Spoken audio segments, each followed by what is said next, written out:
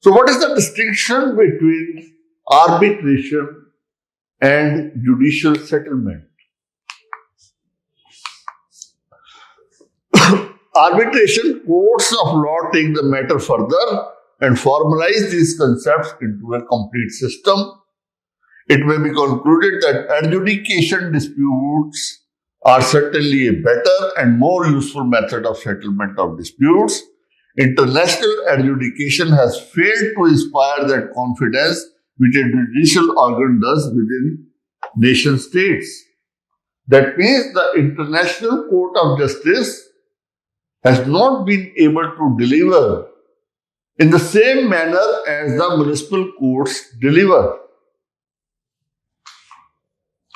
Judicial settlement is given a place of permanence in the UN Charter. Certainly, yes, this is a permanent setup.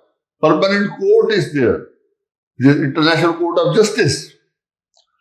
This is the principal judicial organ of the United Nations. So the UN Charter arbitration is one of the pacific methods of settlement of disputes, but it has not been given that prominent role which has been given to the ICJ. This is important when it comes to the distinction between the two.